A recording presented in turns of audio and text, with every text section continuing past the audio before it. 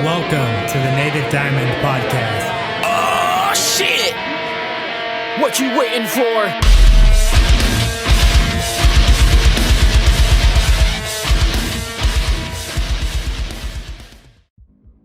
Yo, what the fuck is up, everyone? Seth Mick here from Native Diamond Podcast. I really do appreciate everyone that's checked out the podcast. It really does mean a lot to me. Today's episode, I'm featuring Tom Byrne from the band Galleons and Valiant Hearts. I really want to thank Karen. Thank you so much for setting this up. It's always a pleasure working with you. And this episode is for fans of Emarosa and Dance Gavin Dance. Now, even if you're not a fan, you should really look into this episode. I feel like there's a lot of content that's valuable to do-it-yourself musicians. And on today's show, we're going to talk about new music from Bring Me the Horizon and Architects. We're going to give you some updates about Galleons, Valiant Hearts, also the latest release, Hate the Player, Not the Game, signing to Famined Records, some meanings to some lyrics from the album Metropolis, the drama with being compared to another band, and much, much more. So if any of that shit sounds interesting to you, or you just want to hang out and then listen to some music in the mid-roll, let's fucking go.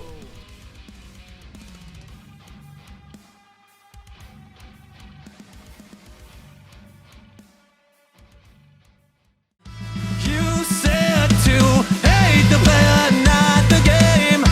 But I know that there was in the same. The deck is stacked against me, so I fall. Lay down if you feel I'm broken. I'll get up if you finally woken from your sleep tonight, where your dreams ignite. Leave the words unspoken. What's up, my dudes? Seth Mick here. This is Native Diamond Podcast. Thank you so much for tuning in, as always. And today, I'm hanging out with Tom Byrne, vocalist of Galleons. Thanks so much for being on the show. Thank you for having me. Yeah, no problem. And you're in Australia. What part of Australia? I'm in the Gold Coast in Queensland. So right now it is almost 9 a.m. 9 a.m. here, and that's East Coast Australia.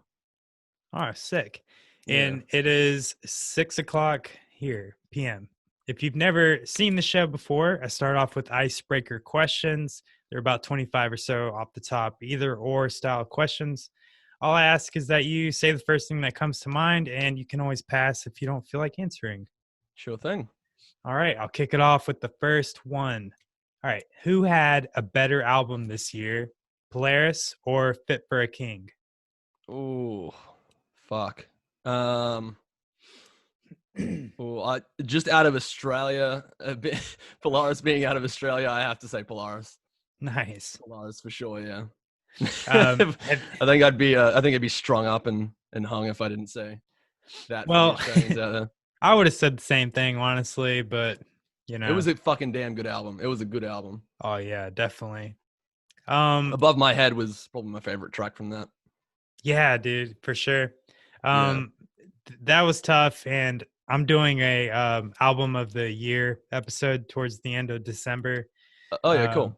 So we're gonna talk all about all these metalcore albums that came out this year. It was a lot. Yeah. It was It overwhelming. was a lot. Yeah, it always is overwhelming, and it's a lot to get through for one year. Yeah, because you want to listen to it a couple times before you just give it a position or give it a place. Yeah, yeah, absolutely. And then you end up, all these other ones end up coming out, and you just keep changing positions of each one. Yeah. Yeah. Next question. Which did you prefer? Life pre-COVID or how it is currently? So in Australia, not much changed, if I'm being honest. Legitimately, all the stuff that's gone on in the US with it, and like Europe and all that stuff has been like probably 1,000 times worse than how it has been in Australia. Like Australia, I think we shut down for maybe like 2 weeks, and then everything started opening back up, and now basically life is back to normal. My life personally, both pre-COVID and post-COVID, didn't really change. Mhm. So I work as like a graphic designer in a pretty secluded office, right? So Mhm. there's only like 5 people in that office, and my life before COVID, that was the case. My life after COVID is literally the same thing. So yeah, if I had to choose, obviously for everyone else's sake, life pre-COVID, because then we get shows back and we get live shows back and all that sort of stuff. So hopefully we get to that point again. But yeah, it's like you, if I chose post-COVID, I guess like they'd be like, well, a lot of people out there are struggling at the moment with what's going on, especially in the music scene. Mhm. So I feel like it would be a I don't know, not a shitty thing to do, but a questionable thing to do to choose life post-COVID. Yeah, true. Yeah. Yeah, I totally feel that. In a sense, I guess like for me, because like I'm kind of a hermit anyways. I don't really Yeah, me too. um I think the only like there have been some takeaways, I think, and it's Yeah. been like to stay at home more. Like I've appreciated Yeah. that, you know what I mean? And Yeah, for but yeah, sure. I mean what you mentioned, yeah, for sure. I mean, for everyone else's Yeah. sake, pre-COVID is the way to go. Yeah. Next question, loathe or era?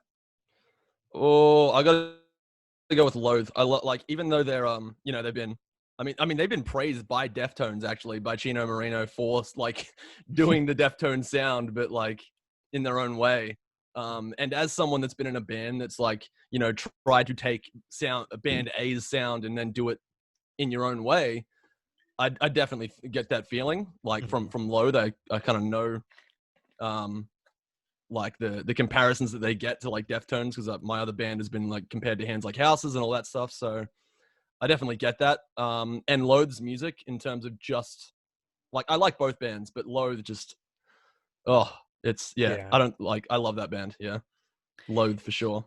Yeah, they're super sick, and I mean, they're kind of new to me. I know they've obviously Yeah, been around for a while, but I've kind of just heard about them this year. But I mean, I'm glad I did. It's better late than never. absolutely.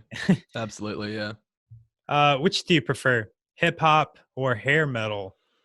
Oh, hip hop for sure. I mean, I like hair metal, like even like Motley Crue and all that sort of stuff. Like I still Mhm, listen to that because like my dad my dad brought me up on that sort of stuff. But like mhm. I got to go with hip hop. Like I can't not go with hip hop, just because I don't know. It's like a lot of what we uh put into our own music, like with Galleons, like with our last album before this new single. Like that had a lot of hip hop elements, quite a few trap elements. So like we have a big we get a big influence from the hip hop scene for sure. Cool. What have you been like jamming recently, as far as hip hop Ooh. is concerned? Not probably not much. I've probably been staying away from actually listening to quite a bit of music, because when we're writing material, and I'm writing another album for Valiant Hearts, my other band at the moment, I Mhm, tend to not. It's weird. I tend to do the opposite. I tend to not listen to too much music. mhm. Um, and that for that reason, it's just so I don't accidentally pull too much inspiration, I guess, from one point. So I haven't really been listening to too much hip hop. I think the last sort of like hip hop sort of rap album that I listened to was Tyler the Creator's Igor, which was, is that this year or last year? I believe that was last year. Yeah, I think it was last year. So that probably would have been. I listened to like singles here and there this year, but since I've Mhm. been writing a lot, I don't tend to listen to too much, just in case I like. You don't want to like pick up a melody from somewhere and then accidentally use it in your song, and then people call it out for like being a ripped off melody from like a super popular hip hop Yeah. track or something. Yeah, I So get that. I try to steer clear of listening to too much of the stuff on the super popular end that's like mainstream right now, just in case that happens, Mhm. because it can happen and it can get you in a lot of trouble Yeah, if I'm you do it. sure. Yeah. Um. Can you get sued for, Oh stealing a yeah. melody? Oh, okay. Oh yeah. Yeah. Bring Me the Horizon was I don't think they got sued, but I think it was their song Nihilist Blues. They like copied a melody or a vocal line or something from one of Evanescence songs, or not copied, but like unintentionally uh, put like a melody that was either a copy of or really close to a copy of an Evanescence song. and then Evanescence almost took them to court and sued them for using that. Jeez. But they actually that's how they got the singer of Evanescence on their latest EP from that lawsuit almost happening. So that's pretty cool. That's cool. I didn't know that. But yeah, you can totally get sued for using another band's like melody or I don't know, vocal line or something in one of your songs. It's crazy. That's intense. Yeah. Wow, you learn something new every day. Yeah, that was really cool when I found that out.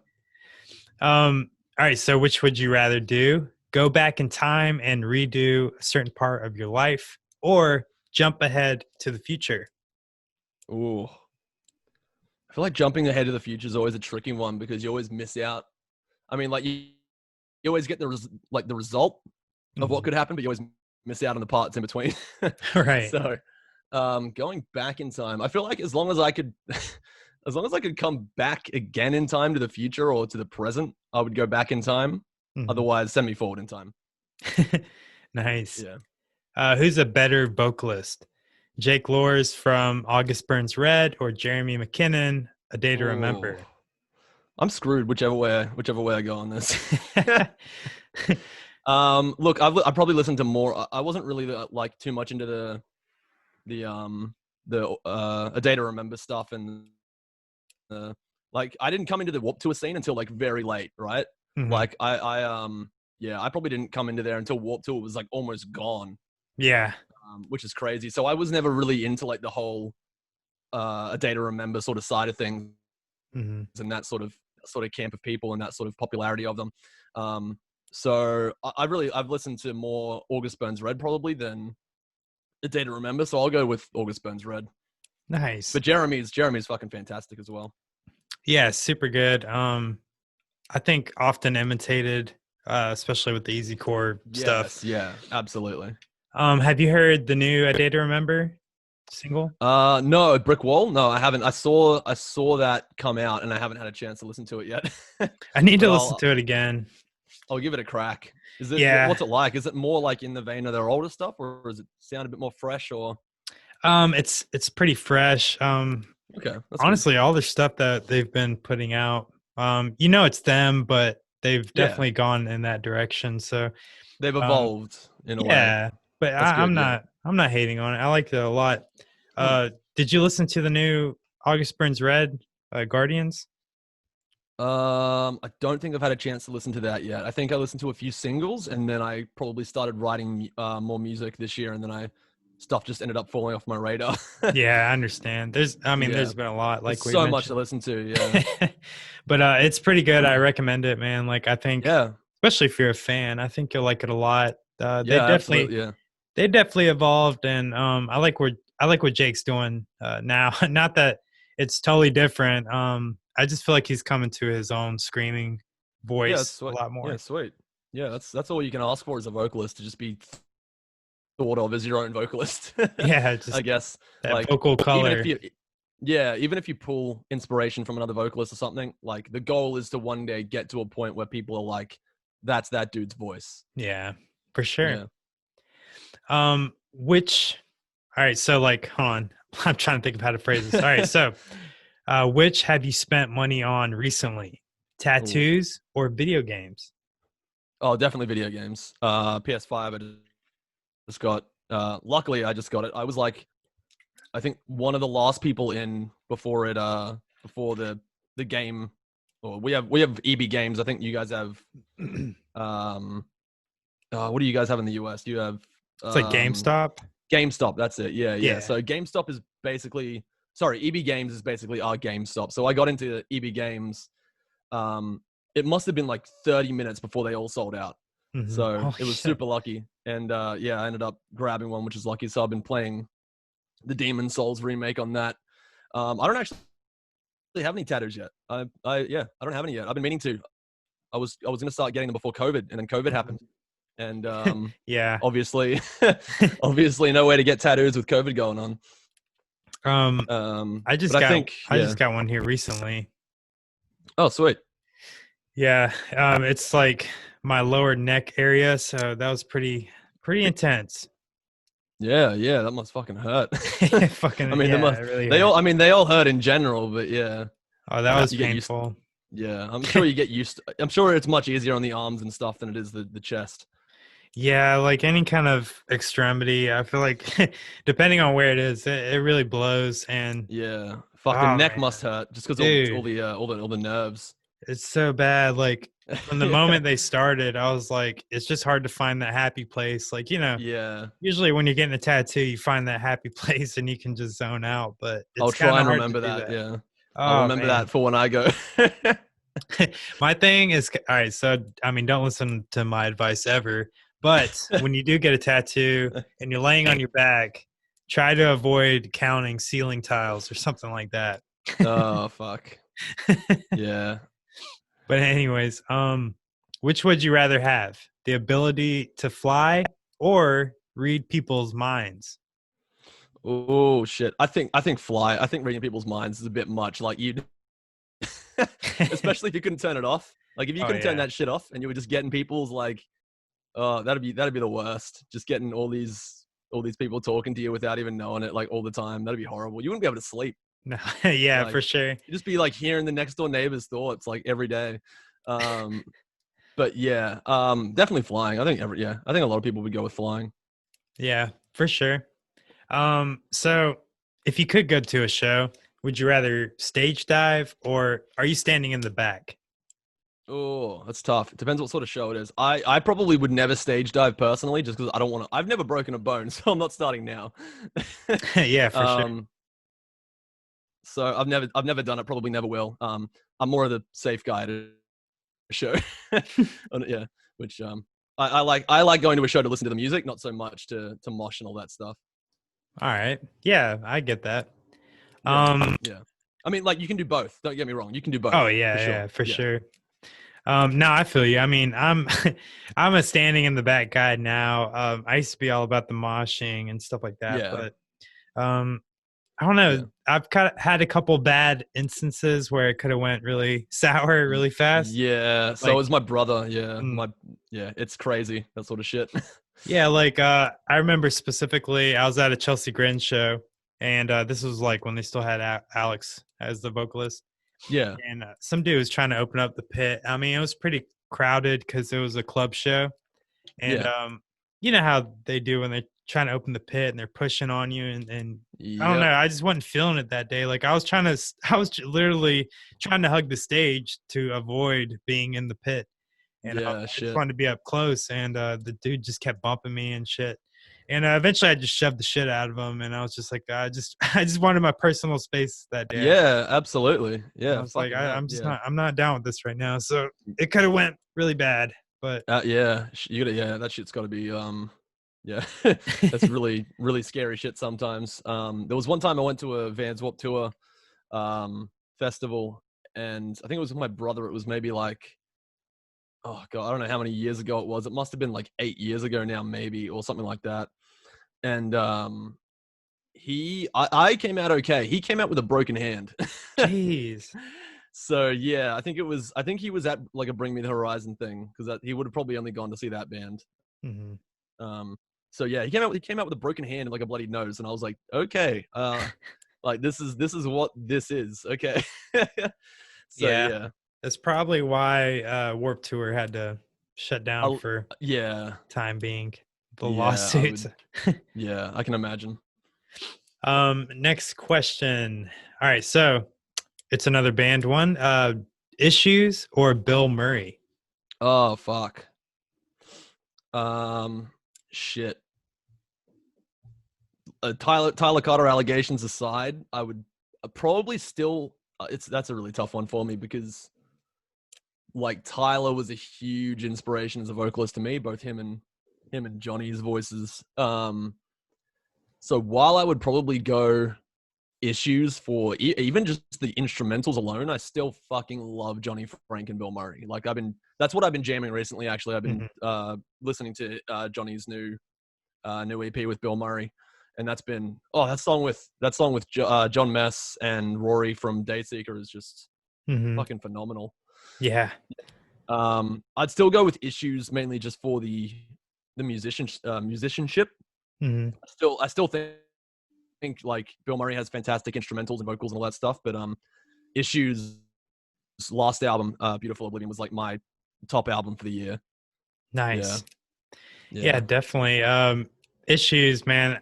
Yeah, allegations aside, solid band. I mean, you can't give them any discredit or whatever. No, absolutely not. They're super talented. It's not just about Tyler for that. Like, all the guys pull their weight. Yeah, like that's another thing too. With like these allegations, I hate that the whole band gets the reputation. Yeah, It's like, it's not all of them. It's just like maybe one guy or whatever. Yeah. So that's tough. But I kind of hope that with Issues going forward, they actually move Sky into vocals, because he does vocals on the first track of their latest album, and he's got a much, like, his voice is like super deep, and it sounds super unique for their sort of sound. It's kind of like, it kind of gives me a Fire from the Gods sort of feel. Oh, cool. But with Issues sort of sound. So I feel like that would be a super sick mix of those vocals and that instrumental style of that sort of like hip hop gent stuff. Mm-hmm. So I hope they kind of do that. I hope they push Sky into lead vocals, actually. That's good. That's a really good way to put it. Yeah, for sure. Yeah. All right. So which would you prefer? Microwavable food or fast food? Oh, fuck. I hate both. Not hate. Hate's a strong word, because I just got fucking what's basically a fast food thing for breakfast. But I would probably say fast food is maybe slightly better, maybe just because it can at least be made, quote unquote fresh, I guess. Right. It's not fresh, but it's not, been sitting in a supermarket for 3 months as well. Yeah. So I guess if I had to choose, I would go takeaway, just because I can probably get a healthier option at takeaway. Mm-hmm. Yeah. I can see that. Yeah. So with Thanksgiving coming up, do you guys do any kind of festive sit-down meal, or is there any kind of holiday like that for you guys? We have, in Australia, we have, just the big ones, really. We have Easter, Christmas. What else do we have? We have like a bunch of little holidays that are like days off from work or stuff, like public holidays, or every now and then there's a few that are like Australian historical moments that we have that are like days off work, or stuff like that. Like you guys have like Independence Day or other days like that. We have similar ones, but I think the biggest ones we have, are like Christmas, Easter, and then that's like really about it. Yeah, we don't have like any big ones like or any other big ones like Thanksgiving or Halloween. Like even Halloween isn't really, I mean, given this year with COVID and stuff, you couldn't really do it anyway because it was, COVID. But yeah, Halloween in Australia, you'll be pretty hard pressed to find anyone that actually really does it, other than maybe, I don't know, a few people here and there will throw parties, but yeah, we don't really have Halloween or Thanksgiving or any of those other things. Oh, okay. Well, so the question was basically, and you can relate this to like Christmas or something like that. So like a large feast. Yeah. Which do you fill your plate the most with, the sides or dessert? Oh, I'm gonna have to go with sides probably. Like I'm a really big dessert person, but like to a dangerous level. So like if I start, I won't stop. I feel you. So I usually will fill up on sides to avoid eating too much dessert. Nice. Who would win in this fight? So Brian Mills, he was the guy from Taken. Liam Neeson. Yeah, Liam Neeson. Yeah. I couldn't think of his name. I was like, whatever. Yeah. But the character's name is Brian Mills. Yep. So him or John Rambo of the Rambo series. Rambo. Rambo, easy. Hell yeah. Nice. So these are two fairly new bands, but okay. Boundaries or Wargasm? Oh god, I've heard neither of them. But I'm gonna have to go Orgasm just from the name of the band. All right. It was Wargasm. Sorry. Oh, Wargasm. All right, yeah. Just from the name of the band, I'll give him that alone. Nice. Boundaries is more like a just kind of more straight up hardcore thing. I don't know if you've heard of Chamber, kind of like that. Nah, I haven't. Yeah, I haven't heard those guys. Unfortunately, I've really got to start after this year. Not after this year, but after this. After I finish writing, I'm probably just gonna go back and listen to everything that I missed. Yeah, I mean that's respectable. I totally get that. You don't want to Yeah. accidentally pull from something, and I totally get that. Yeah. All right, so I'm sure you've heard of these bands: I Prevail or Architects. Architects for sure. Sam Carter's vocals. I mean, like both bands are good in their own respect, obviously, but like, how can you go past Sam Carter's vocals? Have you heard? Yeah. Have you heard the new Architects at all? Animals? Yeah. Oh, I haven't heard Black Lung yet, but I heard Animals, and Animals was fucking fantastic. I love the sound of that. I actually liked that it was like I like the heavy side of Architects as well as the softer side, but that felt like right in the middle, if you know what I mean. Yeah, for sure. So I really like that they were kind of blending those two worlds together a bit. And I like Sam's clean singing a lot. His screams are the most unique part of his vocals for sure, though. Mm-hmm. Yeah, nice. Futurama or Pokemon? Oh shit! I have a lot of Pokemon cards, but I would say that I enjoy watching Futurama more. Mm-hmm. Futurama's legendary. I mean, if we're talking about like before they brought it back on the air and it kind of fell off a cliff a bit. If we're talking about that original Futurama run, then hell yeah, Futurama. Yeah, definitely. I haven't watched a Pokemon episode in a very long time, but no, neither have I. Yeah, it would be interesting to catch up on it though. Yeah, I used to watch the one on I think it was. I don't remember if it was the same in the US, but it was called like 4Kids here. I think it might have been the same, but it was like the original like US dub of the original Pokemon series. I used to watch that like before school. Oh, no shit. Okay, so yeah, that's probably what I grew up watching then. That's what I was referring to. Yeah. Yeah. All right, sick. Which do you like better, Circle Pits or Wall of Death? While I'm outside of them, I'd say Circle Pits are probably cooler to look at. Nice. What's the biggest circle pit you've ever seen? Oh, there was it was weird because it wasn't even like a really heavy band either. It was a band from Australia called Ocean Grove. Mm-hmm. And this was like before they were a support act for Hands Like Houses. But the venue was like fucking huge. It was like an amphitheater. It was, I don't know how many people they fit in there, but it was a big show. And I'm sure there's been probably bigger circle pits at like festivals and all that stuff. But yeah, that one was really big. And it was probably like, I don't know, at least like 20 to 25 people, 30 people large.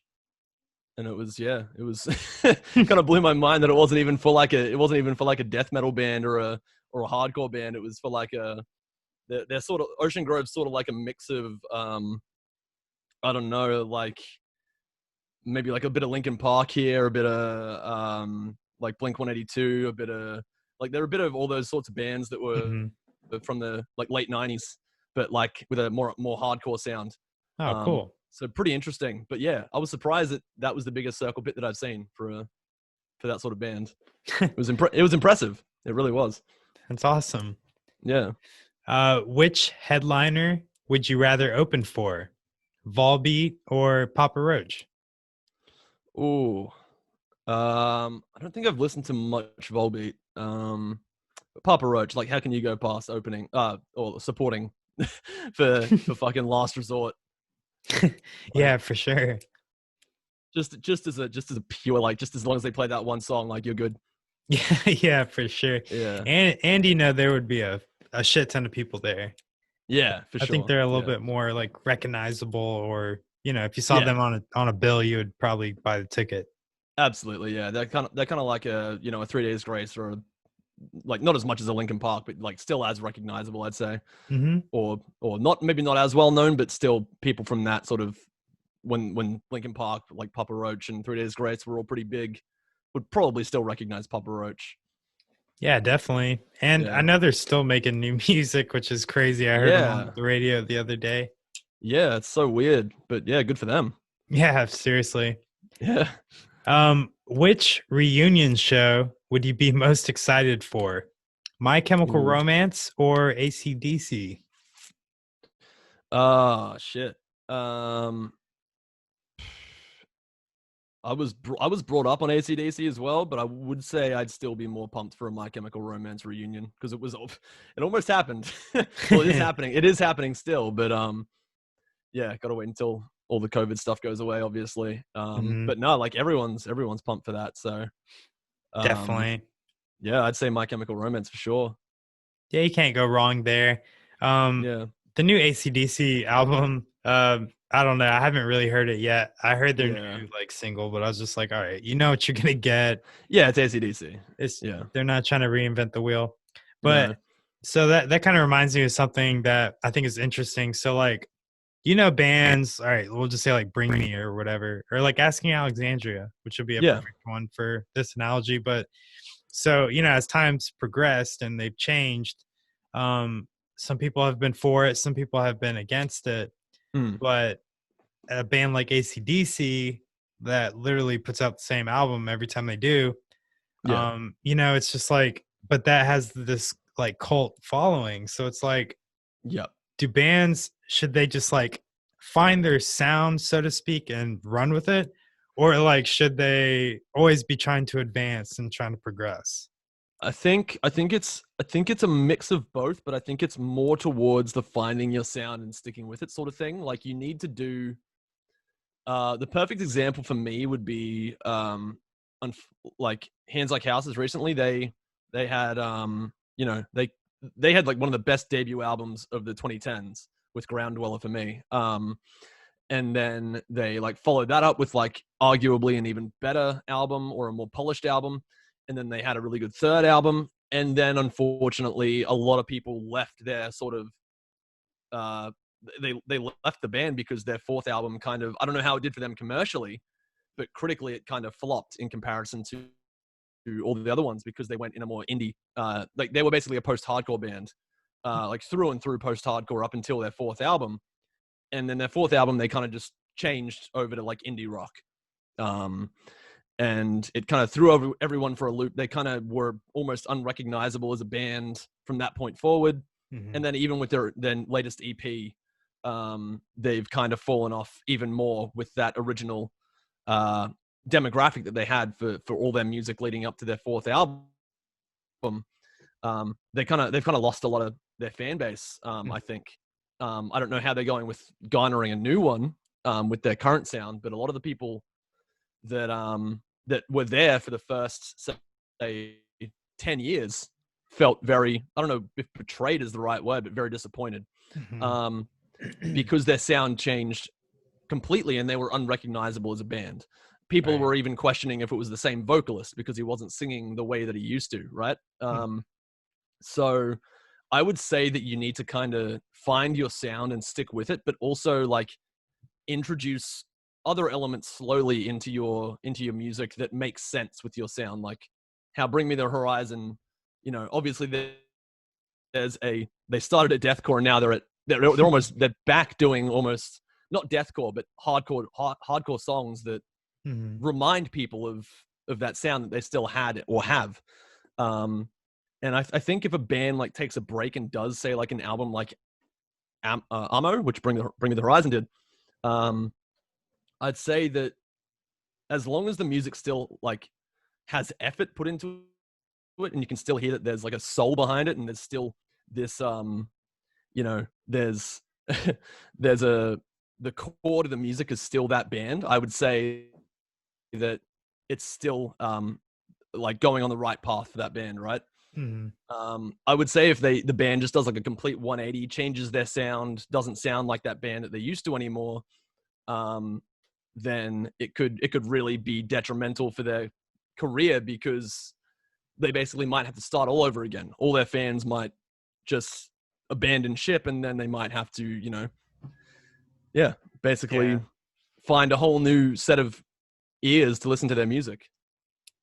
Yeah, that's an interesting conversation. I mean, like you said, like Bring Me the Horizon. That's what came to mind when you were talking about finding your sound and running with it. I feel like they finally found that. Yeah. And I think that's helping them grow because it's been kind of consistent since like that's the Sempiternal, spirit. probably. Oh yeah, yeah, that too. Yeah, yeah. I'd say probably Sempiternal is where they kind of like found that sound, and then that's the spirit. They kind of refined that a bit more. They made it more, I'd say, consistent. I probably wouldn't say mainstream. I'd say because rock really isn't mainstream even in this day and age. Like you have like your Sirius XM channels and all your radio channels that are like, you know, mainstream rock or popular rock. But throughout the whole world, throughout the whole music scene, rock is still like this very sort of niche thing in comparison to like trap or hip hop or like it's nowhere near as big as those things. So really, like Bring Me has been doing super fucking well with all their music since Sempiternal, I feel like. And yeah, this latest EP just took the album of the year or EP of the year, whatever you want for me, just because I don't know, it's fucking fantastic. Like it's everything I could have wanted from a Bring Me record. It's got the pop side, it's got the hardcore side, it's got the, you know, the catchy sort of post-hardcore vibes of the Linkin Park vibes. Like it's everything that I've been personally listening to Bring Me the Horizon for. Nice. And I feel like if a band can do that, and the band can like sort of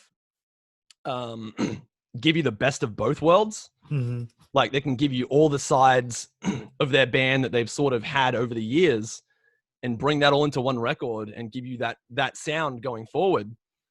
Like this sound that Bring Me's got right now is obviously working for them. This is like one of their most highly praised releases since maybe Sempiternal. Yeah.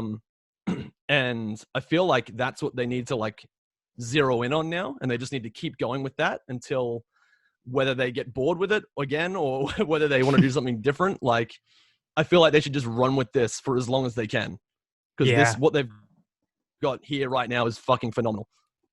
That's solid. That's so true. Yeah. I mean I liked Almo, and I mean it was really good, but I missed the heavier side, and I think, you know, with this latest release, I think they captured all that.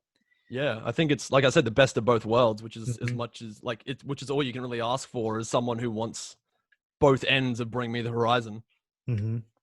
Yeah. Nice. All right. So which do you like better? Code Orange or Knocked Loose?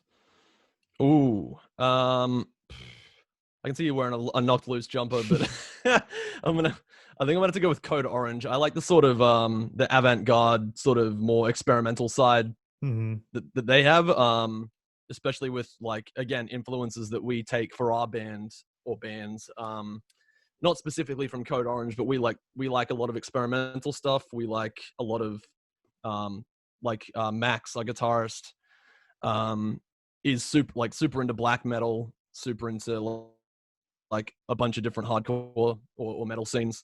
A lot of avant-garde stuff, a lot of experimental stuff. So a lot of that sometimes like bleeds into our music, and you can like hear tones in different places of like little sounds or different sounds that we pick up. Like I think in this latest song that we just released, we have like this Latin sort of vibe going on in the background with this classical guitar. So just these little things that we add to either the background or parts of our songs that give them these little twists on the vibe of just a normal either post-hardcore or metalcore or mathcore song. So yeah, Code Orange to answer the question. No, that's good. They scored pretty high on my albums list of the year. My top 15. Underneath was really cool. Yeah, definitely. I think the one before caught my attention a lot, Forever. But this one definitely I think surpassed it as far as just something new, something different. Yeah. Like I think the first song I listened to that from that album was Swallowing the Rabbit Hole, and that was like, blew my head up. But just the creativity behind the just the effects and the harmonic stuff that they do with the guitars on that album, and how the guitars like don't even sound sometimes like guitars, they just sound like electronic, like just they don't, it's so weird but so creative and experimental. It's really unique sound, I guess, that I hadn't really heard, at Mhm. least done that well before. Kind of has like a Tool vibe to it, which Yeah, is pretty cool.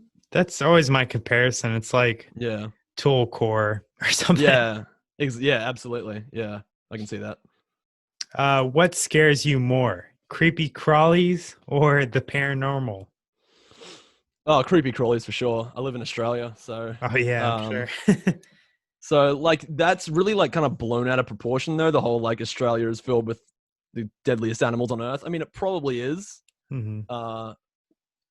Like Australia probably has some of the most deadly animals on like in the world. But they're usually all like they're not in the city, they're not in the suburbs. They're usually all out in like the bushland or like in the center of Australia. Hmm. So if you go into the desert, or rather the, it's basically the desert, yeah. You're bound to find like the most poisonous snakes or the most venomous snakes or whatever. The rainforests also might have some of that, but as long as you're in the city or in the suburbs or somewhere that has buildings, Mhm. usually you'll be okay. Yeah, but for sure. but they do sometimes like find their way in, but usually they're not like poisonous or venomous at all. Mhm. Like you'll get like garden snakes or what are they called? What are they? Not pythons, but like carpet snakes or some shit like that. They're not Oh, okay. they're not really harmful. They're just kind of a nuisance. Mhm. So you just like got to pick them up, put them outside. But the most things that we get are like spiders called huntsmans, and they're not any danger at all. You can literally just pick them up with your hand and then just chuck it outside, and it won't do anything. Jeez. And that's the so- big one, right? It's like a big spider. They sometimes like they can come from like they can go from really small to really big. Rarely will you see like a really big huntsman. Like that's a rare thing. Mhm. Usually they're pretty small, and you can just like either put them in a cup and then a piece of paper under the cup and chuck it outside, Mhm. or just like let it crawl in your hand and then just put it in the garden. Yeah. So, yeah. Nice. So I liked the whole like maybe it was a Nintendo game cartridge imagery. Oh yeah, yeah. But so I was getting the NES vibes. So The Legend of Zelda or Metroid? Oh, Legend of Zelda for sure. Yeah, that was the what was it? Ocarina of Time was the first game I ever played as a kid. Nice. So yeah, I unfortunately, while I love Metroid, I have to go with Legend of Zelda because yeah, that was I still have my Nintendo 64 from when I was like 11 years old or That's 9 years old or awesome. whatever. Yeah, That's yeah, insane. for sure, Legend of Zelda. Nice. All right. And you probably already answered this, but here's the last one, and it's open ended. Sure. What is your pick for album of the year? I don't know how you classify Bring Me the Horizons EP/album because it's 9 tracks, Mm-hmm. but they're calling it an album, and it's I think an album is usually over 30 minutes, and I think that their EP is over 30 minutes. Mm-hmm. So whatever they want to classify it as, definitely Bring Me the Horizons latest release. What is it? Post-human survival horror. Mm-hmm. That's unbeatable for me right now. Like nothing. I listened to that for like literally a week straight or longer. Nice. So yeah, definitely that. Yeah, definitely a good pick. That seems to be on everyone's radar. Yeah. I'm putting them on a separate list for just me personally. I'm putting them on the EP list because that's what okay, yeah. every Yeah. review that I'm reading, they're Yeah. very adamant on the EP thing. So Yeah. just because I think it's just going to be a part of this series of different EPs, Yeah. but they're calling it all the same. I think it's 4 EPs. I'm pretty sure. Mhm. So it's gonna be like 4 like 7 to 9 track EPs. I'm pretty sure, which is pretty sick. And then at the end it'll be this. Yeah, it'll be this like 4 EP collection of EPs. So yeah, It's interesting. yeah, I can't wait to see how it all comes together. Honestly. Yeah, for sure. Well, thank you so much for playing the icebreaker questions. I hope you enjoyed those. Yeah, you sure did. Nice. Okay, it's fucking time to take a break. I know you guys want to hear some music, and I do too, because this week's hidden gem segment is going to feature Galleons, of course. Why wouldn't it be Galleons on their own episode? Wouldn't that be kind of fucking stupid? We're going to play Hate the Player, Not the Game. I really enjoy this track. I really do feel like Tom Byrne is one of the more slept on vocalists in the genre of hardcore, screamo-y type stuff. So listen to his screamos, and I hope you guys really enjoy it.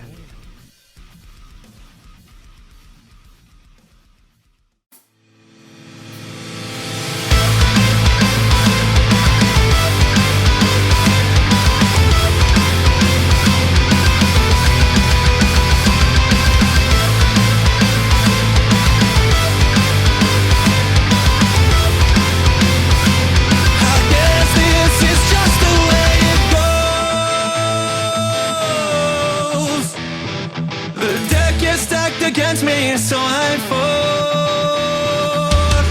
We'll manifest our destiny. I want you here right next to me. I wanna feel your skin on mine.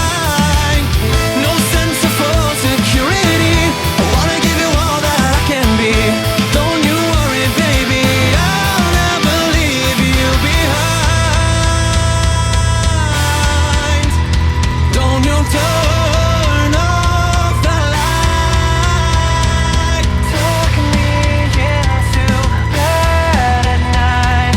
Tell me a story, make it all alright. Lay down if you're feeling broken. I'll get up if you're finally woken from your sleep tonight, where your dreams ignite. Leave the words unspoken.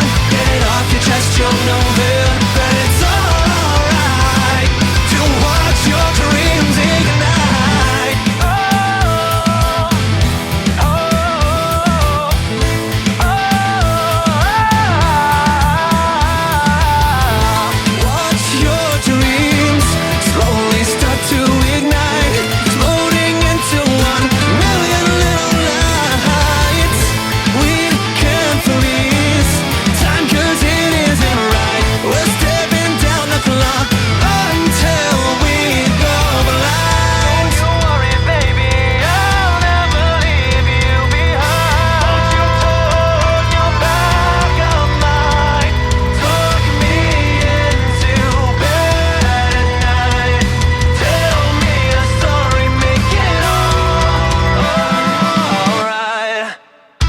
You said that you didn't want to play this game. Took all we had and washed it down the drain. You said to hate the player, not the game. But I know that there was in the same. It's just the way it goes. The deck is stacked against me, so I fall. Lay down if you're feeling broken. I'll get up if you're finally woken from your sleep tonight, where your dreams ignite. Leave the words unspoken.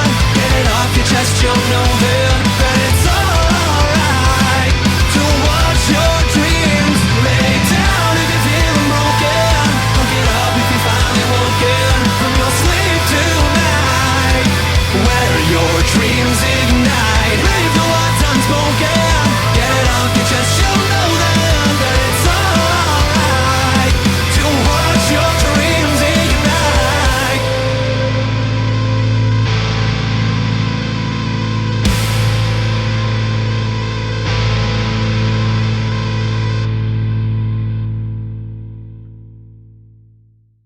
So, what have you been up to lately?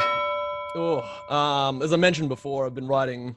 So I got two bands. I got like my band that called Valiant Hearts that's currently kind of in I guess you wouldn't call it a hiatus, but we're like kind of skipping this year for releases and spending this year writing a third album. We had our second album come out last year, which kind of it was kind of a real surprise for us that it blew up as much as we did, as much as it did. Yeah, now we're just kind of focused on writing that third album. And then for my current band that we're putting stuff out with, Galleons, yeah, we're just getting all the mixes ready for new music, and just chucking singles out there to test the waters and see if people are digging this new sort of, whether it's new sound or whatever they want to call it. But it's just a lot of a lot of work going on at the moment. I really like kind of just like go to work during the week, 4 days a week. I work just as a graphic designer, and then I just come home and work on music every night, basically. Nice. And yeah, just a whole bunch of writing, I guess. I didn't know that you were in Valiant two Hearts. bands. That's crazy. Yeah, it's a lot to kind of keep up with. It's why we've given this year a miss for Valiant Hearts, because I wanted to kind of put a lot of focus into Galleons this year, and still going into next year, we still have a lot of work to do with what we've got coming. But yeah, Valiant Hearts is more inspired by like Hands Like Houses, Emarosa, all these sort of like, I don't know if they're counted as easy core bands. They're not even really core. They're more like alternative rock, post-hardcore bands that were around in like the 2010s and I don't know, probably like 2008 to 2010 or 12. And yeah, it's really kind of like, I've always thought of it as one band being like the serious band and then the other band being like the silly fun band. Which one's the silly fun band? Galleons was usually the silly fun band. Okay. But now I kind of want to, or we kind of want to just, put out like a serious Galleons album that is just, us trying our best to actually like write this really consistent and really, I guess, just conceptual. Yeah, well, I guess it's like not a concept album, but it's like just this. We want it to be as solid as possible. We just want it to be like our previous album had like a lot of silly lyrics, a lot of It was very similar like to Dance Gavin Dance. Yeah, I was gonna say that about the last album that I heard, Metropolis. Yeah, Metropolis. Yeah. So that had like a lot of inspiration from Dance Gavin Dance in it. Okay, I can see that. All our stuff really has. It still does. But for the new music that we're working on, we just wanted to kind of take away all the silliness for a second, I guess, or not take it away, but kind of just push it aside for a moment and just write an album that's very, I guess. It's not. It is a serious album, but it's not meant to be taken as like this is the new sound for us. It's just for this one album or one project, we just wanted to do something that was, I guess, more personal. Because like with Metropolis, there wasn't really anything personal in the lyrics or in the songwriting of that album. So I kind of felt like we needed something to contrast with Metropolis for the next project or release or whatever we do. So we like kind of took away all the jokes and the silly lyrics for now, and just wrote something that's really kind of personal and really more serious, and it's actually quite darker, and you can't really tell from this new single alone, but the rest of the stuff that we've got coming is it's quite darker than the sound that you heard on Metropolis. So it's quite interesting. It's quite interesting to hear it back to back. Oh yeah, I'm sure. Because it was kind of like we needed to almost like not take a break from writing that sort of way, like on Metropolis, like the kind of silly side of it, or the quirky side, but because we'd already done that for 2 albums. We'd done that for our first album, which was called Dream Machines, and then we did that for Metropolis. And they're both like 2 quirky and silly, fun albums. So for the third album, we were like, what can we do that's different? What can we do that's still the same sort of sound, but feels different? So it gives people something like fresh or new from our sound that isn't always just constantly the silly stuff. That makes sense. So yeah, it's I really like how all the stuff that's like being written right now sounds. So Yeah. like, hate the player, not the game. I just wanted to know, like, is there a background story, or is there?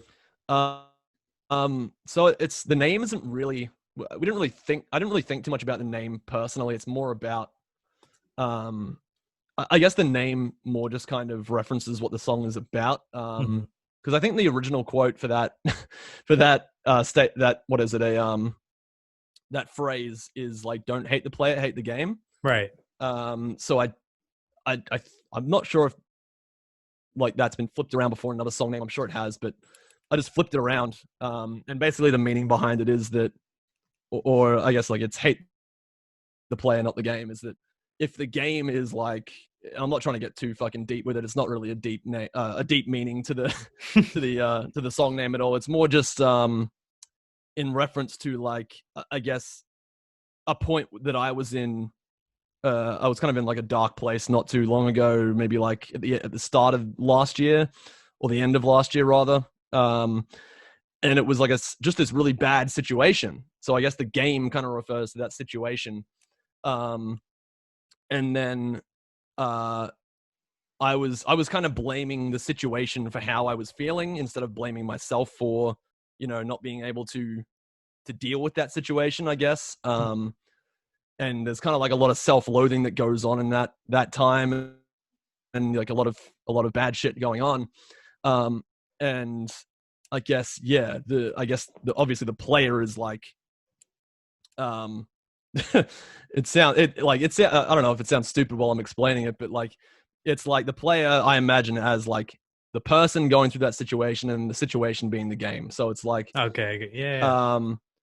So when you get down to it, I guess the song is about responsibility or something like that. Where it's like you can't like I'm trying to say, I guess, to formulate my words into a better place, that you can't just blame the situation Mhm. or the things that are out of your control. You can't blame things that are out of your control for what's going on. You can really only blame yourself if you don't do something to try and change that situation for the better. Mhm. So I guess that's kind of the meaning that I put into the song. So when the lyrics go like, or rather, it's like someone saying that to the person the song's about, where it's like, she said to hate the play, not the game. But I know that they're one and the same. That was really like, I wrote those lyrics before I came up with the name for the song, and then I was just like, oh, like those lyrics sound interesting. I guess I'll just use that as the song title. So yeah, that was basically like saying, this person is telling me to take responsibility for my own shit. That makes sense. So that's kind of what it means when you get down to it. But yeah, and then I was just like, for the cover art, I was just like, oh, game, okay. Yeah. No, like Yeah. I can't really explain this whole concept that's going on in my head in one piece of cover art, so I just fucking chucked an NES cartridge on there, and yeah, and the It's rest cool is though. history. Yeah, it turned out really cool. I unintentionally kind of already what's it called? Bring Me the Horizon had their song Ludens that came out last year Mhm. that also had like a game cartridge as the cover, so I unintentionally copied that. But I didn't mean to. I didn't even realize. That's what I mean by like subconscious things, where you just like Mhm. pick up something from like a year ago, and you're like, oh, that would be cool on a piece of art, or that would be a cool melody. Mhm. You just subconsciously put it into something, and then someone comments like, oh, that's similar to the Bring Me the Horizon song cover art, and I'm like, oh fuck, like I get that's that. where I got that idea. Yeah. That makes Um, sense because I listen to like punk rock NBA. I'll watch those YouTube videos yeah, all the time, I love Finn stuff. and then I'll do a podcast, and then I'll ask some question of some topic that he was talking about like Yeah, metalcore and money and yada yada. yeah, Then I'm like, fuck, why did because I'm like, I yeah, obviously got that from him, so it's like, yeah, I totally feel yeah. No, like I don't dwell too much on it, because it's like you can't help it. It just happens, yeah. and then like it's like you just roll with it. It's fine. Like unless it gets you into a lawsuit, I think you can only really worry when it's at that point. So But that's interesting that you were talking about like you guys kind of similar to Dance Gavin Dance, or like maybe pulling from them yeah, quite yeah. often, that kind of thing. So like Do you think that they're a forerunner in the genre now? I think they're the top of their genre. Like if we're talking post-hardcore, Mhm. they're at the top. Like they're the band to beat right now. I don't think anyone is even close to touching them really. Like if we're talking like the whole rock scene, Bring Me the Horizon, I reckon is like pretty much at the top, if Yeah, I not would say for at sure. at the top. If we're just talking post-hardcore, not even metalcore, just post-hardcore, I'd say Dance Gavin Dance is right at the top. They're the leading the pack at the moment with their sound because I think so I too. mean, if any band can create their own genre, Yeah. like Dance Gavin Dance did, like how can you beat that really? Like that's what another band has to do now to beat Dance Gavin Dance. Another band has to come in with such a unique sound and create their own genre, basically. That's interesting. Yeah, because their fan base is wild, man. They're Yeah. they're very loyal. Like Yes. if you don't believe me, Yeah. say some trash thing about Dance Gavin Dance on Twitter and watch what Oh yeah. happens. Watch it unfold. Oh yeah. Yeah. Yeah. Like, yeah. Like I love the community that Dance Gavin Dance has got, but yeah, it's very passionate. Very very passionate. Mhm. And they're very passionate about all the other bands that are in that scene as well, which is very very cool because if any other swancore band comes along and they're like, just fucking killing it, that fan base just picks up that band and like just cradles it like a newborn baby, and just and just gives it love and attention, which is amazing. So yeah, as like we entered that sort of community, maybe I'd say we really entered it with Metropolis. Like with our first album, it didn't really kick off too much. Mhm. Like it was still a good album, but we needed a bit more. We needed something more, I guess, more interesting to kind of get our foot in the door. And then with Metropolis, like that community kind of like took us under their wing and, gave us a lot of attention, which was really cool. And then with this single, they've just gone nuts with it, which is crazy. And we've had a lot of help from our label that we've signed to, Famined Records. And they've like been immensely helpful. Like usually I'm not a label person, right? My other band, Valiant Hearts, that's completely independent. So that's a completely independent band. We've been doing absolutely fantastic with it. And I've basically said that unless something like drastic happens, like something big happens, that I'm gonna keep that band as independent. Mhm. But yeah, it's been a lot of there's been a lot going on lately. So my mind's kind of like all over the place right now. I feel you. So when Yeah. did you guys sign? We signed, I believe. We've been talking about it since maybe I want to say like mid this year. Like we started the talks about it, and then we signed just maybe a month before the new single just dropped. So not too long Okay. ago. Yeah, not too long.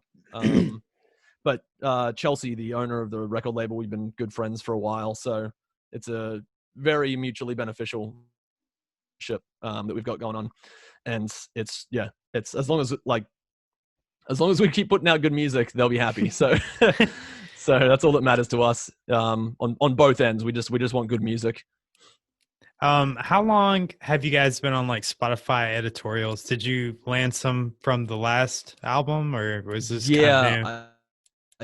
I think we landed the new core playlist from Metropolis. We landed that.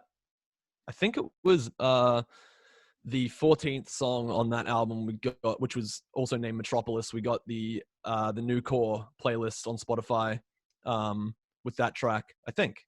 Yeah. But that was the only one we got. And then with this new single, we landed 2 new playlists, which were the New Blood and Rock Out playlists, which are 2 pretty big mainstream playlists for Mhm. Spotify, which was Definitely. really good. Yeah, Yeah. those are pretty huge. Yeah.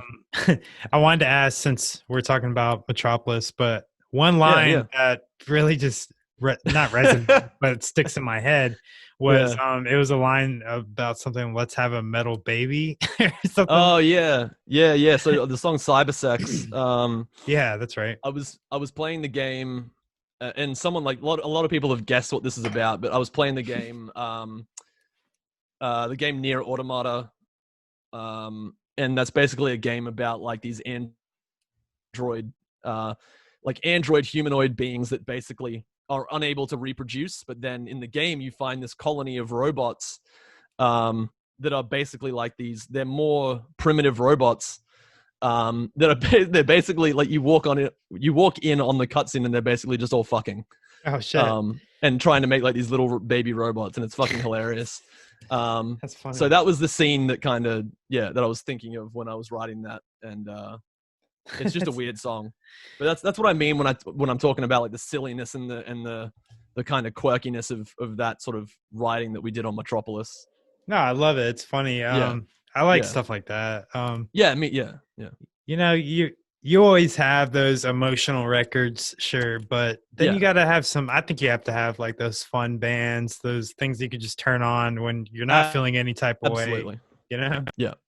Yeah, I absolutely agree. Like Metropolis was an album that we wrote basically.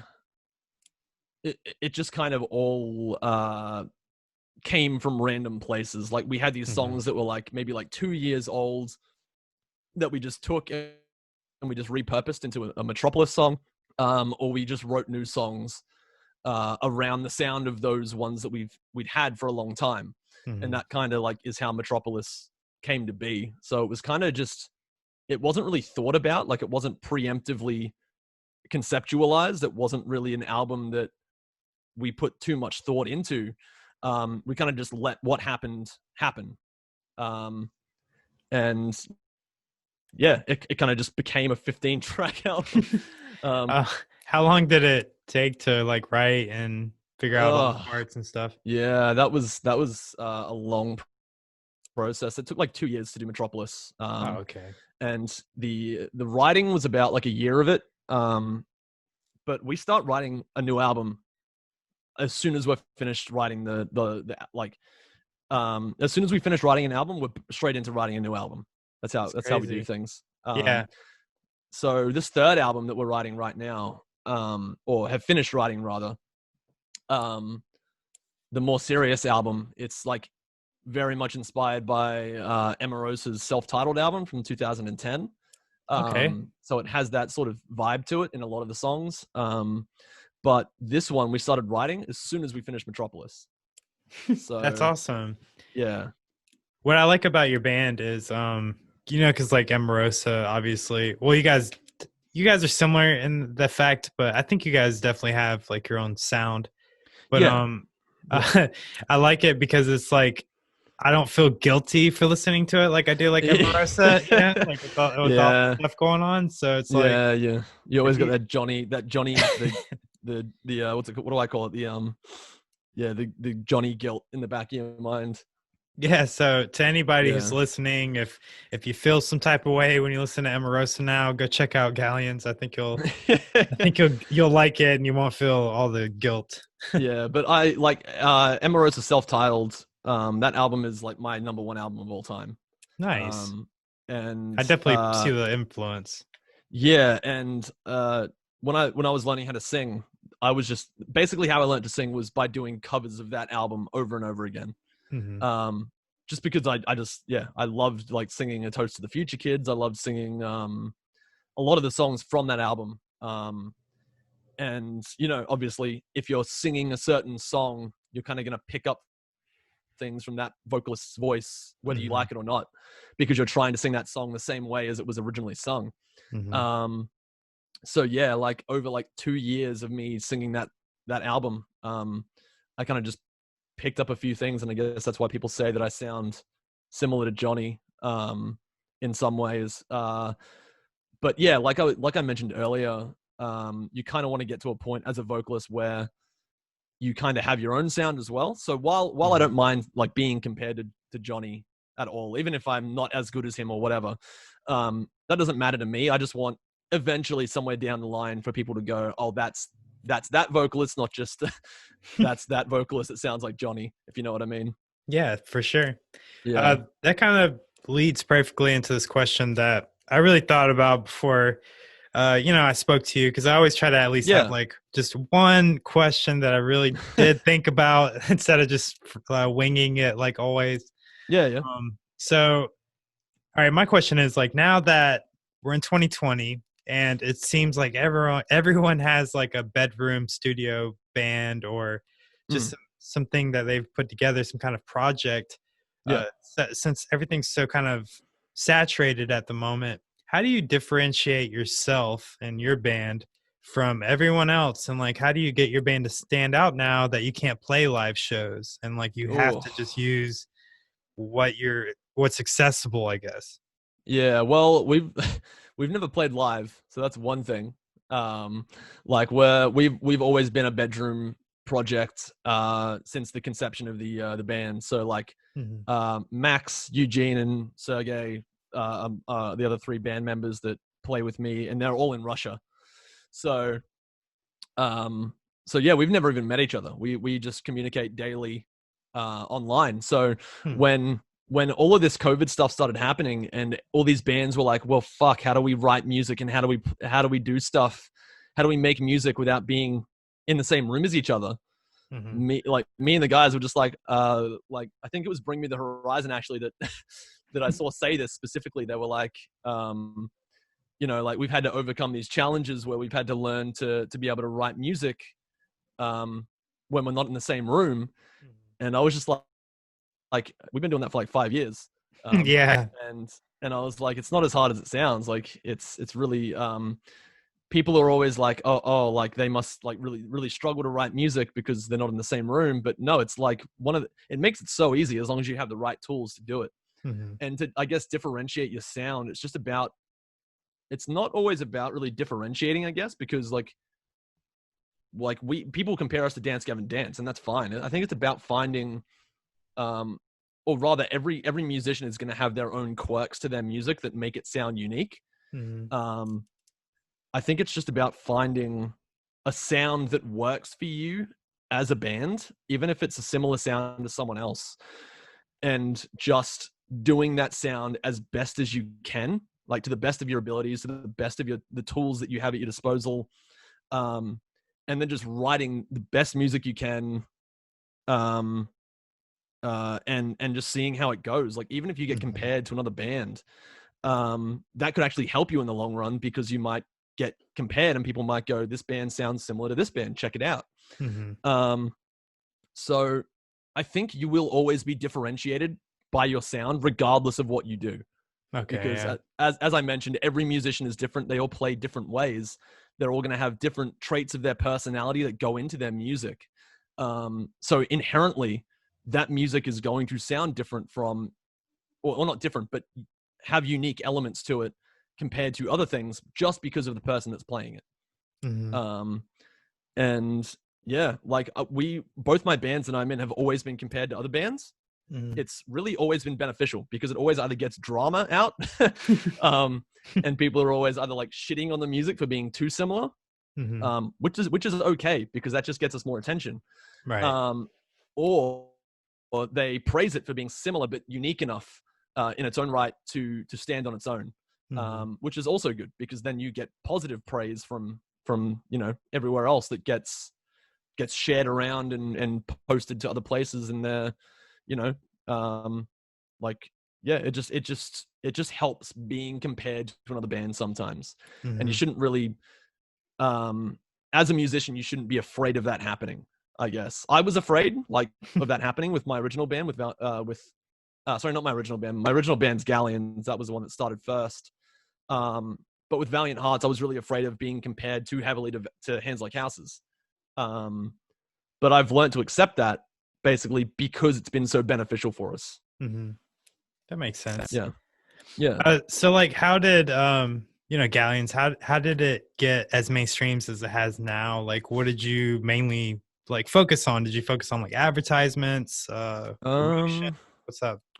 yeah. So with Metropolis, we were still independent. We only signed with Famined for this latest single and music going forward. So all the success that's been from this single has really been like, I can't thank Chelsea and the team at Famined Records enough, because they've given us a lot of support in the marketing and advertising department, that we like, for just stuff that we had no idea how to do, right? Mm-hmm.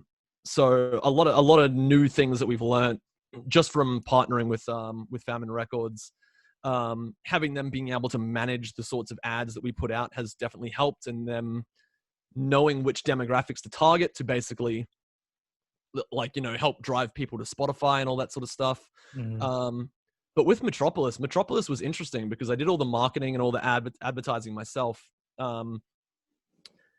As an independent band, when we were still like putting out singles for Metropolis and stuff, honestly, it's just about reaching out to people that you would be too afraid to reach out to otherwise. Because sometimes you never know what they'll say. Like, you never know. They might say no, they might say yes. You really don't know until you ask. So like, I had some contacts from when I was marketing the last Valiant Hearts album that I used for Galleons, and I used that for Metropolis. There were a few places that, you know, were online articles or online magazines or stuff like that, where some people said no, some people said yes. And that really just does help, like, little bit by little bit. And then other than that, it's just about, you know, spending a bit of money on Instagram and Facebook advertising. That always helps. Instagram is a lot better to advertise on than Facebook. Instagram has a lot better engagement than Facebook does for advertising, for sure. But yeah, it's really just about having, you don't need to have a huge budget, just have a little bit of budget, maybe like, I don't know, like even like a $500 can get you going for a single. And just use that wisely, use it in the right places. So like Instagram advertising, maybe reach out to some people for some articles, and then you're off and running. Like, that should be sometimes all you need. That's interesting. Yeah, I've been kind of debating on stuff to do for my podcast or whatever. Yeah. I haven't spent any money on like ads or any kind of promotion. Honestly, like, I've done everything like organically, and it's gotten a lot bigger than I ever thought it would. But look, like, people don't underestimate organic reach either. Like, organic reach can be super good as long as like you're, it's just like talking to the right people, even like on Twitter, just like I don't know, just engaging with other people's stuff and getting them to engage with you. Like, just being active in whatever community you've made, or whatever like community you have that like listens to your stuff.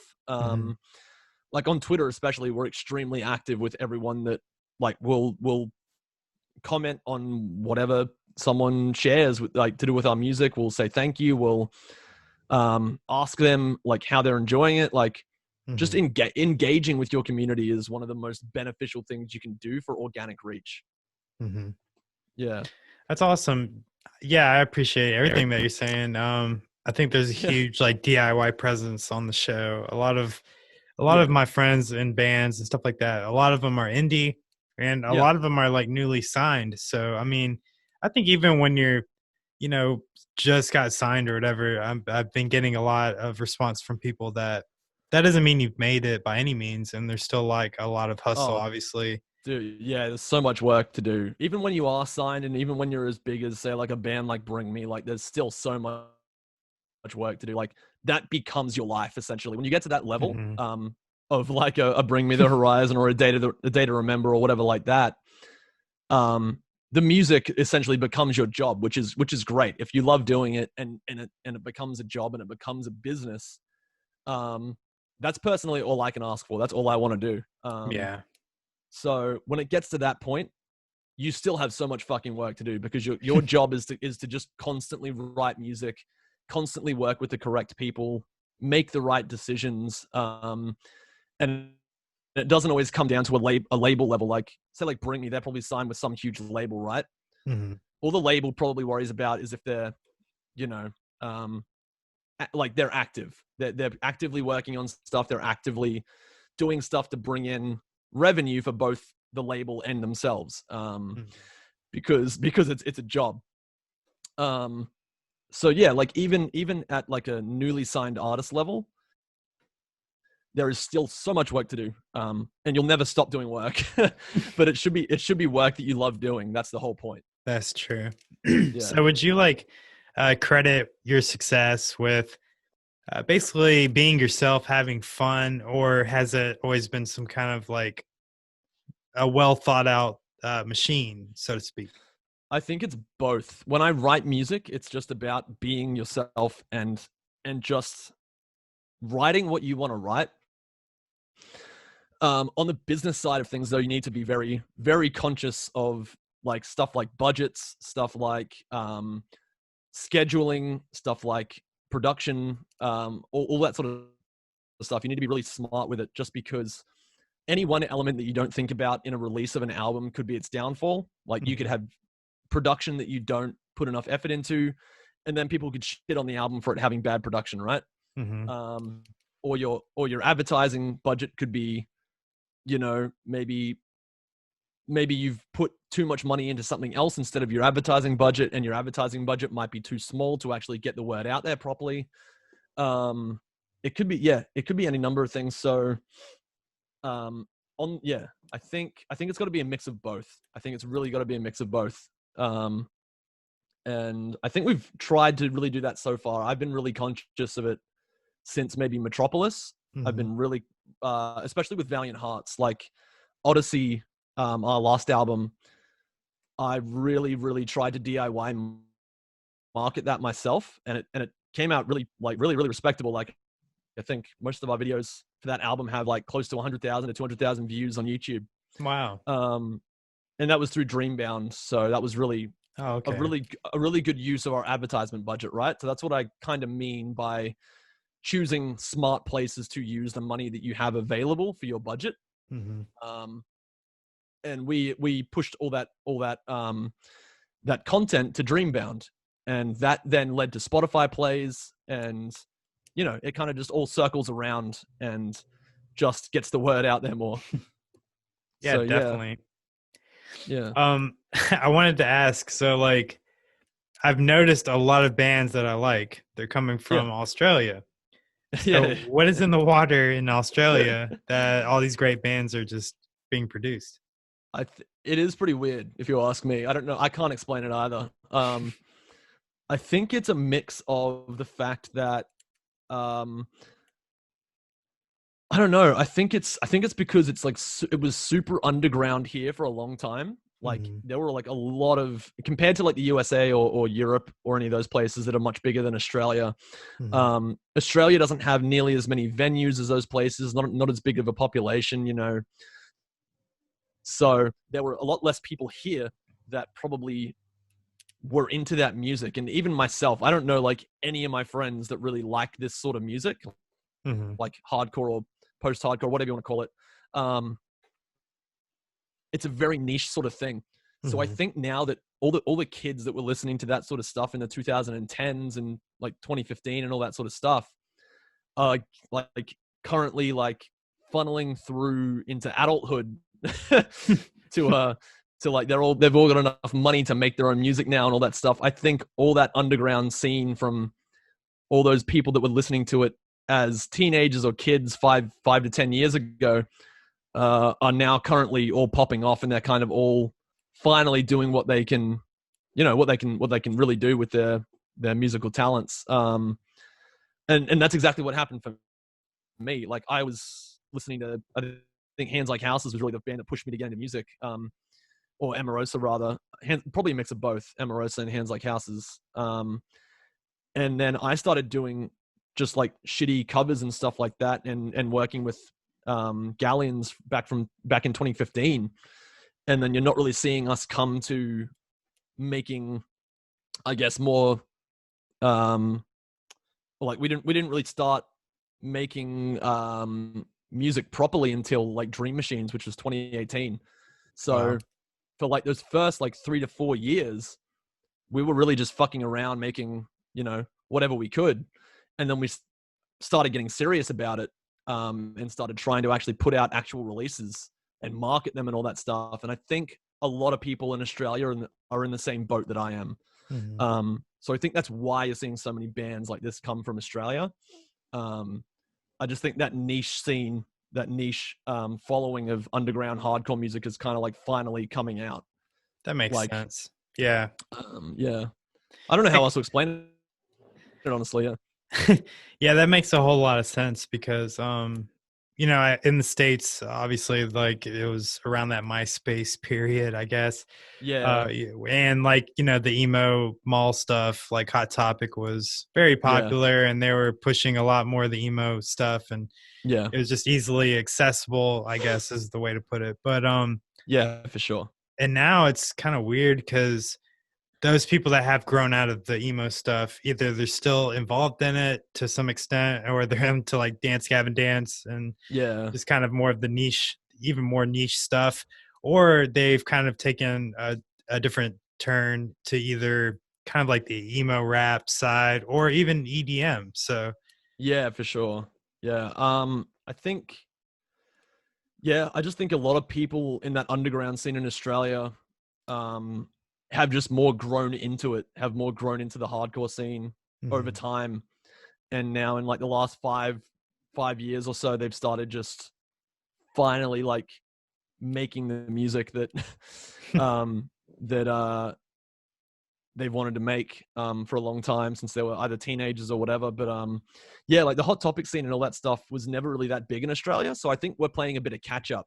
yeah, And that's why. So that's cool though. I'm so glad it's still there.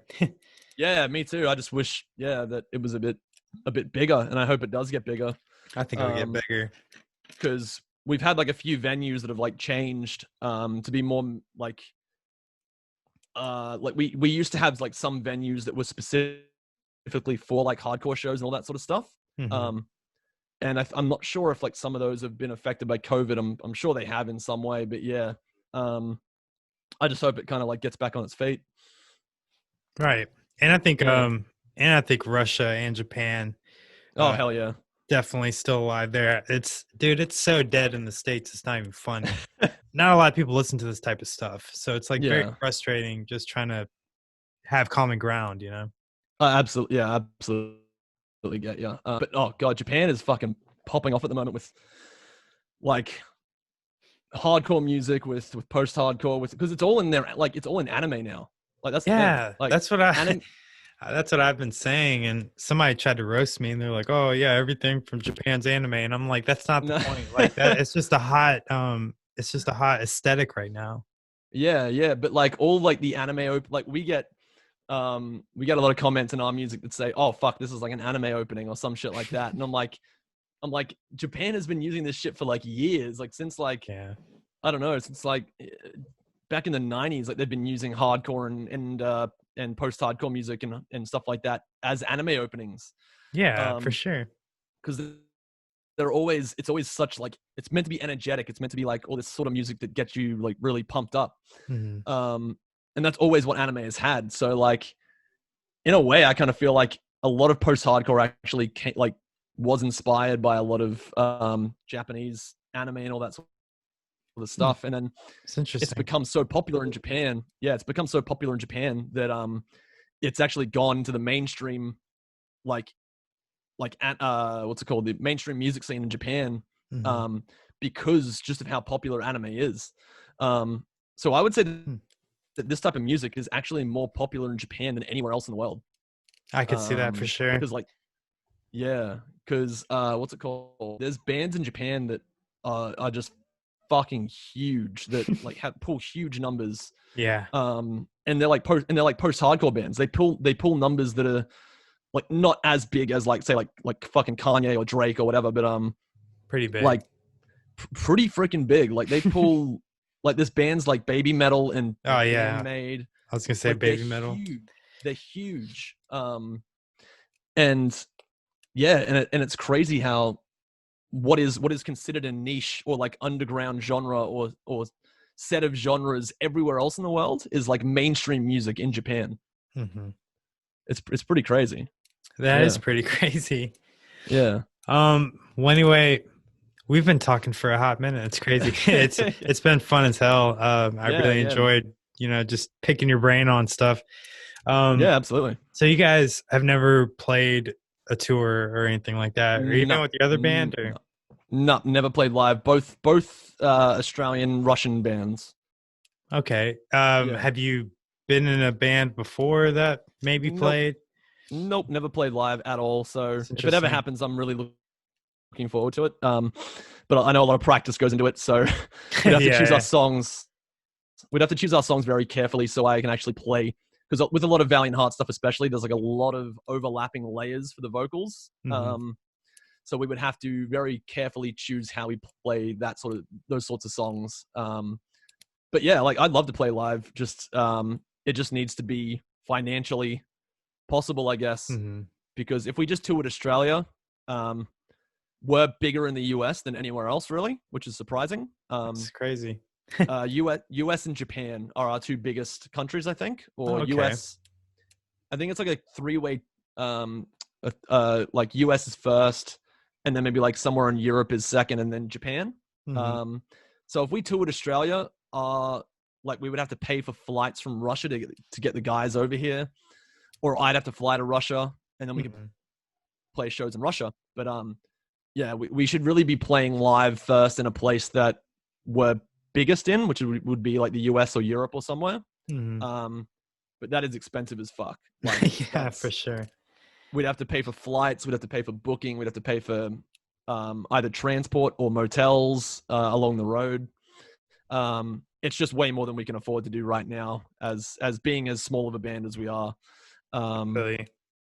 But yeah, like no, I never played live, never with any band. Yeah. That's crazy. Well, if you guys ever play in Charlotte, you can always stay at my casa. Oh, thank you. Yeah, that's sick. Yeah. Yeah, I'd love to tour the US because I got family in the US as well. Again, where at? I think California and not sure where else, but my dad's from Orange County, so No shit. yeah. So we got some family over there. I'm originally from California. Oh, really? Yeah, where from? We'll see. My dad and all his family, well, my family too, but San Francisco. And Oh, I was born near Lake Tahoe, so that's where like Nevada and California meet on that mountain range. Yeah, that's sweet. Yeah, like touring is just a huge kind of responsibility, I guess, for many different reasons. But yeah, it would eventually, I think, when if we're getting the band to kind of where I imagine or hope it will be in maybe like 5 or so years. Yeah, like if we pop off, then I'd be more than happy to tour the US and anywhere else. That's interesting because Yeah, I listened to Johnny on a podcast. It may have been Punk Rock NBA, but Yeah. he was talking about Bill Murray and possibly playing shows and stuff like that. But Yeah. I think he's actually formulated a band now to help with that, like playing live. Okay. Yeah, that's cool. But yeah, like his thing was totally the same as what you got going on right now. So Yeah. I guess it just comes down to if the demand is asked, then Yeah. you'll provide. It's exactly that. And it's the same thing with anything else. It's like the same thing with merch. It's the same thing with really anything that you're trying to sell, I guess. If the demand is there, like we will provide what you want. It just has to be asked for, really. If we get enough people asking, we'll do our best to make it happen. That's all there is to it. That's sick, man. Yeah. Well, anyway, I'm gonna kind of wrap it up. That way you can go about your day. I know your day just started. My night is gonna start winding down, and I'm gonna go grab an alcoholic beverage. Maybe Sounds good later. My thing lately on the show, me and my wife, we've been doing these drunk reactions because like you see regular reactions Yeah. of like metalcore stuff. So like we've been doing like drunk reactions, and like that's been our thing lately. It's been fun. Yeah, sweet. Sounds good, dude. It's funny because like real quick, it's funny because like I didn't tag it as drunk reactions when I first started doing them. So I put them out there, and everyone would just kind of roast me, and they'd just be like, you didn't say this, and this is not right, and this shit. And I'm like, damn, I really should have put drunk in there because I'm just talking out of fucking pocket. Yeah. No, it sounds fun. It's cool. But anyways, So we're gonna end this thing in a fun way because we started it in a fun way. Sure. So like, Yeah. a question that I asked a lot like earlier. I'm gonna kind of switch it back to this, but like, so like, what is one thing that you would ultimately change about the current state of music in the scene right now, that you're just Ooh. that kind of bothers you, I guess, or gets under your skin? So I'd say maybe the thing that I think about most um would be it's not really in the scene. It's more in the way of people that react to music that's within the scene. So a lot more music these days is starting to become sampled and all that stuff. And say like drums, for example. Like I talked with Matt Mingus, the drummer of Dance Gavin Dance, maybe a year or two ago when I went to one of their live shows. Nice. And he told me that even though he plays drums on the records, the studio records, when they go to be produced, they will actually replace a lot of the drums with samples because Yeah. samples just sound cleaner. They make for less work. They make the mix tidier, right? Mhm. A lot of people, I feel like in this scene, especially like not in the hip hop scene, not in like the rap scene or anything else. It's specifically like the hardcore scene and the rock scene Mhm. will shit on music that uses anything but the real instruments. And it's still very Mhm. like, it's still a very big thing that people do. I think people need to start realizing that a lot of the music these days is like either sampled or like uses a lot of sample, a lot of electronic elements or elements that are created in a studio, not necessarily from a live performance. Because Mhm. with both my bands, we don't have drummers. We use a MIDI drum roll, and then we convert the MIDI into samples for the drums. That's interesting. I was gonna ask you about that earlier, actually. Yeah. So a lot of the elements in our music are sampled. Mhm. It takes a good engineer to make those samples sound real. And even if sometimes they don't sound as real as a person playing them, I don't feel like that should be shat on, because when you go into any other genre like hip hop or rap, those songs are like 90% sampled. Mhm. Um, and it's still good music. I think all that matters is if the music is good and the writing is good. Who cares if the drums are like sampled, or if or like if you have like string sections, if they're sampled, like Mhm. sure, it might not sound as good as if it was actually played, but at least it still sounds good as a whole piece of music. Mhm. Um, and I think, yeah, I think that's the only thing that still like nags me a bit about just the rock scene specifically, that everyone, well, not everyone, but a lot of people are still, I Like guess, purists. purists. Yeah. I think and elitists when it comes to Mhm. music production and needing everything to sound like it was done by a real person. I understand that, um, like they would want, like there's people that want it to sound like it's not perfect, but personally, I like when my mixes that we get back sound refined and like they're actually mixed properly, and I like that they sound as good as they possibly can, which actually does involve a lot of like it involves sampling. Like whether people like it or not, it involves sampling. Yeah, Um, no, that's so true. And I guess my shitty comparison is like when I listen to like early, like not earlier, but like well, yeah, I guess like earlier records from back in the day, like hardcore albums and stuff like that. yeah, They're kind of cringy in some regards, because I'm just like, wow, like shit just sounds really fucking good now, and yeah, you don't yeah, really appreciate it until you kind of like go to something that's like, kind of earlier or whatever.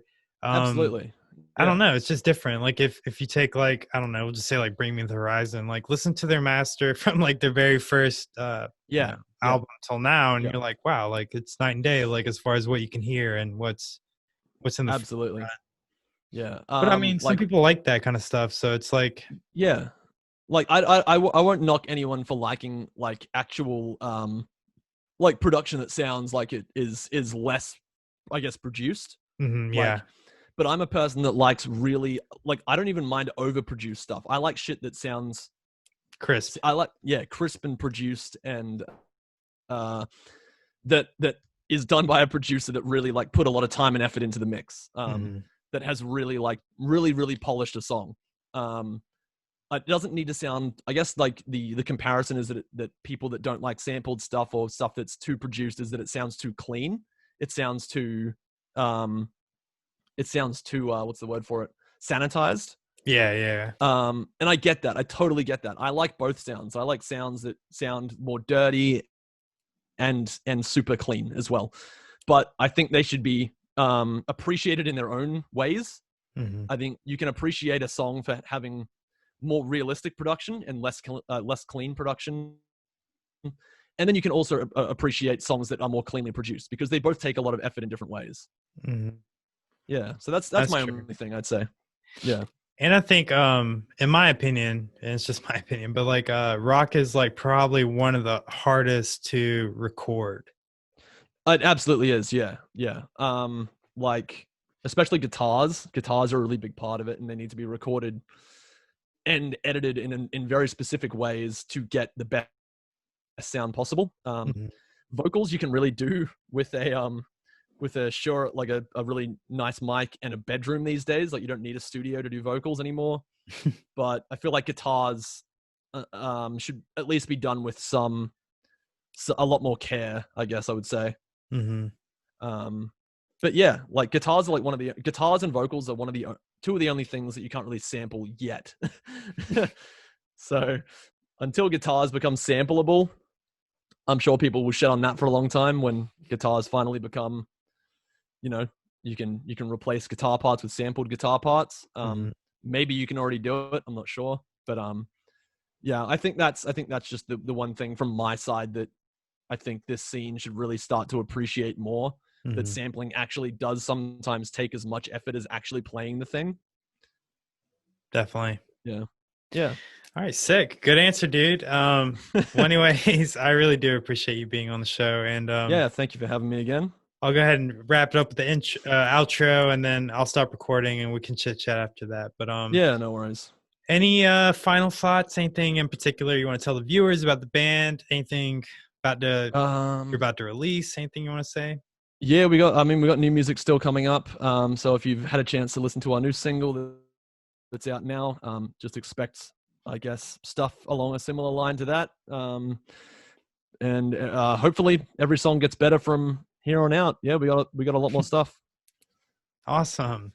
Yeah. All right. Well, that was Tom Byrne from Galleons. Go check out their latest release. Hate the player, not the game. Thanks again for being on the show. Let me know if there's anything I could do for you.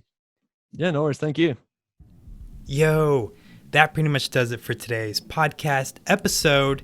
Thank you guys so much for tuning in. As always, I really do appreciate it. Every listen I get, it just means a whole lot to me. And if you want to support the podcast, you can do so. There's a link down below. I think it's through Anchor. You can contribute as less or as much as you want to, and you don't have to do that at all if you don't want to. Of course, it would just be dope if you shared or something like that.